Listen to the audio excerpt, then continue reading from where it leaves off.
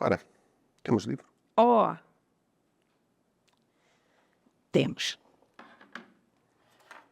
Eu não acredito que eu estou recomendando esse livro. Ah, você não acredita? Não. Eu tenho uma caveirinha dessas em casa. Isso daqui é o Pedro Páramo. É o romance que transformou a literatura latino-americana e que eu nunca tinha lido. É um romance do qual sempre ouvi falar Eu nunca li. e, por algum motivo, nunca li. Eu não sei por quê. Quer dizer, imagino, porque no começo você não tinha tradução em português, o meu espanhol não dava para tanto, hoje até dá, mas não dava para tanto. E depois, mais ou menos, você esquece que não leu Pedro Páramo. E a vida segue. Então, no momento em que houve o boom da literatura latino-americana, em que eu conheci todos os grandes escritores da América Latina, eu não li esse livro fundamental. Eu, por acaso, estava lendo o New York Times na semana passada e encontrei uma referência a uma tradução americana do Pedro Páramo. E aí resolvi ver que tal a tradução americana do Pedro Páramo. E aí, quando cheguei naquela tradução, me dei conta, caramba, eu não li Pedro Páramo. Esse nome estava tão integrado já à minha cultura e à minha vida que eu achei que tinha lido. Mas quando eu comecei a ler, me dei conta que não tinha lido. E, aliás, me dei conta que ele em inglês não funciona também. Aí, É mais, livro espanhol faz mais sentido traduzir, ler em português do que... não, mas é porque foi o caminho que me levou, né? Claro, claro. Eu aí comecei a procurar em Kindle, em português. Eu não achei em Kindle em português. Eu aí comecei a ler em espanhol. É perfeitamente legível, quer dizer, dentro do meu nível de espanhol.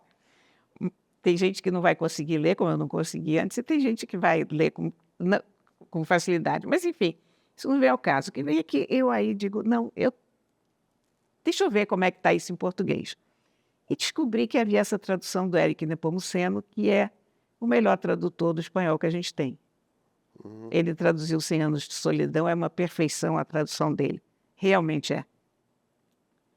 E eu digo, não, a tradução do Éric Nepomuceno é outro departamento, outro nível. Não tinha em Kindle, mas eu mandei limpar o livro físico. E vou dizer o seguinte, é um dos romances mais espetaculares de todos os tempos. É mesmo? É. Absolutamente é.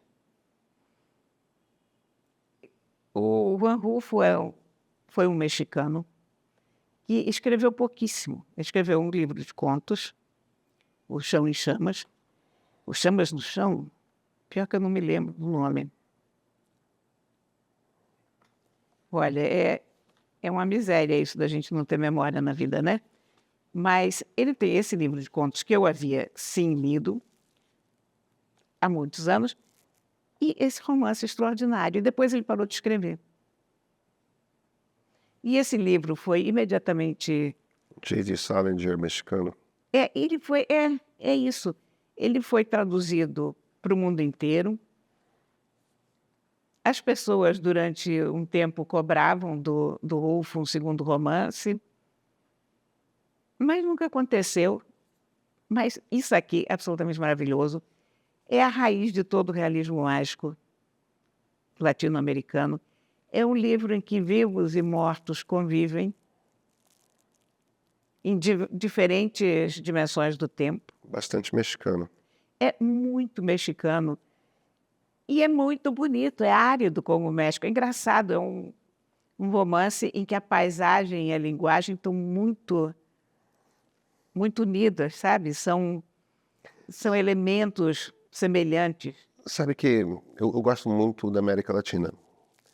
O México é o meu país favorito. Esse livro é absurdamente mexicano, ele não podia ter sido escrito em outro lugar. E é sensacional, inclusive com essa cultura dos mortos, né? do Dia dos Mortos. Aqui, no fundo, basicamente, é um grande Dia dos Mortos. Não é o Dia dos Mortos, mas se você pensar no romance como tal, e é seco, é enxuto, cada palavra está no lugar certo. Não tem O que é a história? A história é um sujeito que vai procurar o pai, que se chama Pedro Páramo.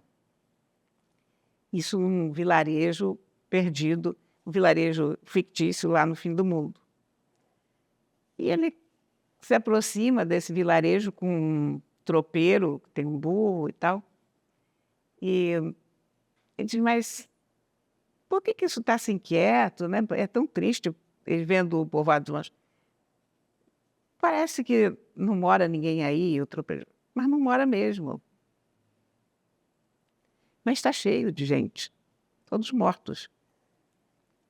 Né? Isso não é o cara que diz, isso a gente vai descobrir ao longo do livro. Inclusive o tropeiro, eu tenho a impressão que estava morto também. Mas é sensacional. E aí o tropeiro perguntou, mas quem é o seu pai? O que você está indo fazer? Ele disse, estou indo encontrar meu pai, que eu nunca vi, nunca encontrei, não conheci. Ele disse, e quem é o seu pai? Pode saber. Ele disse, Pedro Páramo. E aí o tropeiro diz, eu também sou filho de Pedro Páramo. E esse, aliás, é um dos problemas da tradução inglesa ou americana, porque ele no espanhol e, claro, em português, ele diz, eu também sou filho de Pedro Páramo. E em inglês está, I'm one of Pedro Páramo's sons. Eu sou um dos filhos de Pedro Páramo. Não! Ele aí está entregando que o cara tem um monte de filhos. Claro. Aqui o bonito é esse inusitado da coisa, que o cara também é filho daquele sujeito. E ele pergunta, como é Pedro Páramo? É o rancor em pessoa. E olha, é a busca desse cara, é a vida desse vilarejo, são os homens, as mulheres. Tem o Pancho Villa, que chega, é naquele momento da história mexicana. Da Revolução. Da Revolução, então tem a negociação com os revolucionários. É um fenômeno. São 100 e poucas páginas, 174 páginas.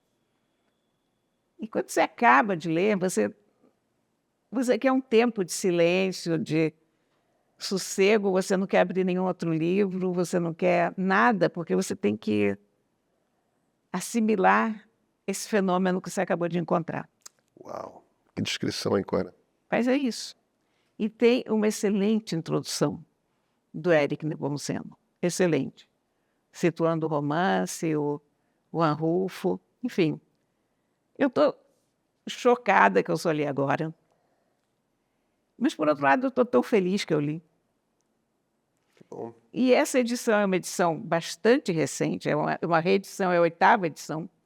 Foi lançada no ano passado pela editora José Olímpio. Com essa capa linda. Né? Essa capa é do Leonardo Iacarino. Muito bonito. O Leonardo Iacarino faz as capas e eu acho que ele é o diretor de arte da Record e ele é ótimo.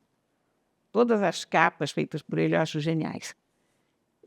Então foi isso, é isso que eu queria contar para vocês. Leiam esse livro aqui, porque não é à toa que esse livro é famoso e não é à toa que ele mudou a literatura de um continente como ele mudou.